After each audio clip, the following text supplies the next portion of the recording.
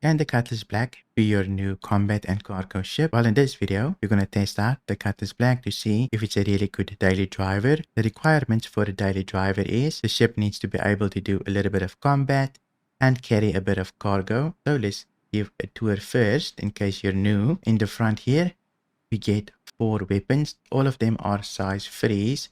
We also have a turret at the top there that you can carry a friend with so they can join in on the fun. But mostly I'm flying this solo today, so I removed the turret weapons to save power. The capacitor on the weapons are very good as well, since they're 150. Plus the ship has 3 entrances, which makes it very good to unload cargo. You can just open up there. They did add this button recently, and if you jump, you can pull yourself into the ship. Super convenient to get in and out. The cargo hold not the biggest, but still very spacious for a vehicle. Plus you get your little fire extinguisher and some jump seats. You can see here, if I open, you can sit on it. But for now, I'm not going to use it. Let's exit this side. Jump out again. Very mobile ship. You can just enter from every side. At the back here, you get a little ramp. This is very convenient if you want to go mining with a rock. You can just drive in here and you should be all good to go. Now for the interior here, this is the living area. You get your turret access. Very good turret as well. Get your cargo or storage. 1.5 ECUs. So you get basically 3 ECUs of storage in this ship for both you and your co-pilot. Plus here, you get your weapon racks, 4 weapons, and 2 beds. Unfortunately, no toilet, but you do get a tractor beam that you can use. You just enter this turret here. Let me see if I can use it. Might need to power it on. So in order to use it, you will need to power it on. Make sure that has power. And you can just look to the right here in the remote turret. And here is your tractor beam. It is inside of the ship, but you open up the door, you should be able to remove your cargo and move it around. I'll show you how to use that a little bit later on. Let's take a look at the cockpit. So for the cockpit, you don't have crazy visibility. Sure, there's struts, but you don't really notice them once you start fighting. And look up. Up is a lot of visibility. If you look side to side, it's actually not too bad. Plus, you can see about 2 MFDs. There's another one at the bottom here, but can't really see it without head tracking, unfortunately. So you can see your radar and 2 of these. Plus, you get a little display there on the left. So not too bad. In order to test the ship out, I'm going to do 2 missions with you. Let's take a look at them. For our missions, I'm going to do 2 ambush missions here. You can see we're going to loot a raft and another one. This should allow us to get plenty of cargo so that we can test out the Cutlass. If you don't know how to get these, you just go to your contracts and under mercenary, you can level up ambush missions here. Eventually, you should be able to get these 40k ones. I also have the other version of Headhunters. So you can also level up Headhunter ambush missions. Don't worry, you won't get a crime stat leveling these ambush missions from Headhunters. But that's basically how I got the ambush missions. Let's go do these and see how the Cutlass performs. Here we go, we're at our mission location. Let's go hide. The Cutlass still feels super maneuverable, even for a bigger ship. More a medium-sized ship, but you can do quite a bit with her. It has a lot of firepower for such a little ship and cargo hold. You can see eventually our weapons. We've got 4 weapons, and our capacitor is very big, especially if you remove the turret at the top here. You can see I removed my weapons to make it a solo ship, but the capacitor is very big for this ship, so you can do quite a bit of damage. But I'm gonna wait for our targets here, and then we can test out the weapon. The raft is finally here. I don't know where the supporting ship is at. I'm sure it will pop up, but let's quickly go to the raft here and see. We can find the other ship. Here it is. So this is just a little 300 something or origin ship. Should be able to take it out. since we've got quite a bit of firepower, you can actually be quite maneuverable with the Cutlass. If we go third person here, we can go into VTOL and it allows us to be very maneuverable if we were to just strafe and not go forward. So very good. But you only want to use it when strafing. If you want to gain on a person, you obviously don't want to be in VTOL.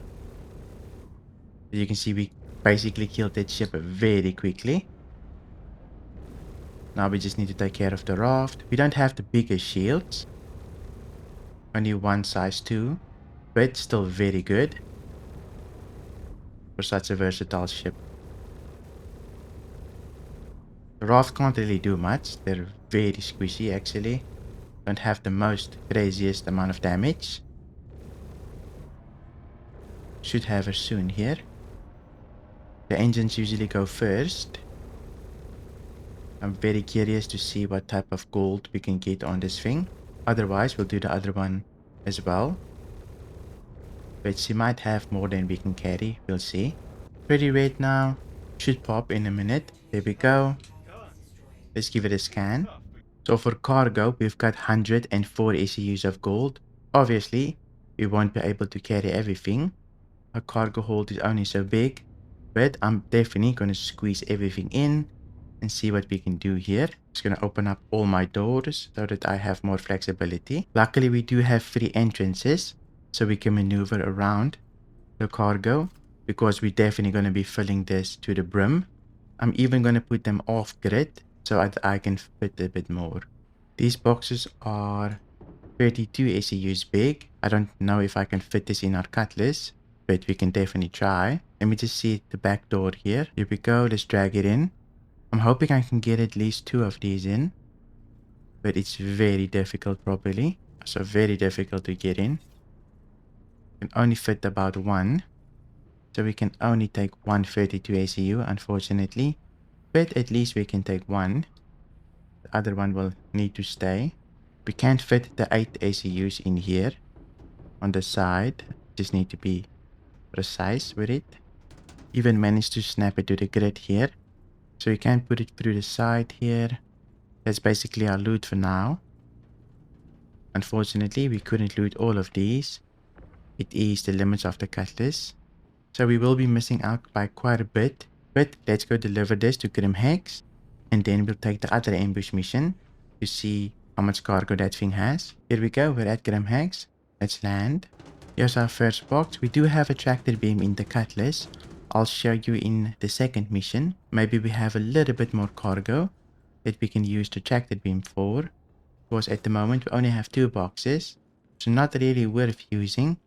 But you can see there is the tractor beam. I'm just going to leave both boxes here. Send it down. Let's go do the other mission as well. I'm hoping we find a little bit more cargo so that we can make use of the tractor beam at the very least. But for now, let's go see. Here is the dust cloud that we can hide in. I still think the Cutlass Black is one of the best ships. I think it's better than the C1, the Zeus and the Freelancer. Just because it's so maneuverable and has lots of firepower. It definitely doesn't have the biggest cargo hold. Some of the other ships have way bigger. But that's basically what you give up for being maneuverable and having very good firepower. The raft is here. Let's go take a look at what we got. But first, I'm going to take care of the supporting ship. Haven't seen it yet. It's probably hidden. Here we go. This is a Hornet. Should be able to take it out quite easily. Need to strafe a little bit. Server does feel a little bit sluggish. Yeah, it's jumping around. Not much trouble. Here we go. Now for the little raft.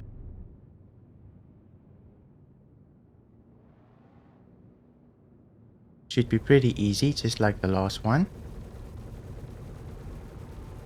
Hopefully this one has smaller boxes of cargo for us, so that we can take a little bit more. But we should be making a pretty decent amount of money. Just with a little Cutlass. She should explode soon. Very red at the moment. I want to take my time.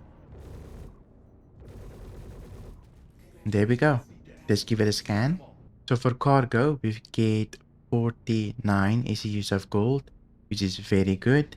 Let's load up. I think it's another big box of gold, just like the previous one, with smaller ones included. Here we go, another big box. And here is a 16 ECUs of gold. Hopefully I can get this onto the cargo grid. It is a bit tricky to get things through this door, but we should be able to make it work. If you're very precise, you can fit it through here. We go, manage to make it inside here. Now to just turn this thing. It won't rotate, so what I'm thinking is I'm going to take out the big box and put this one in. But before I do that, let me just double check all the other cargo. Seems like we've got one more ECU of gold here. And a bit of scrap that we might be able to take. Managed to remove the big box. I'm first going to place my smaller boxes. I'm just going to move it to the side here by putting it off grid. If you want to take something off the grid, you can just put it on the grid, then click, left click. It will drop from the grid, and then if you right click, you can use that beam to move your boxes so they don't snap. Makes it very convenient. Now that we have our 16 ECUs in the ship, let's try the bigger box again. Slowly but surely reverse here. I don't want to boop the box too much. Okay, we're all good. It's in.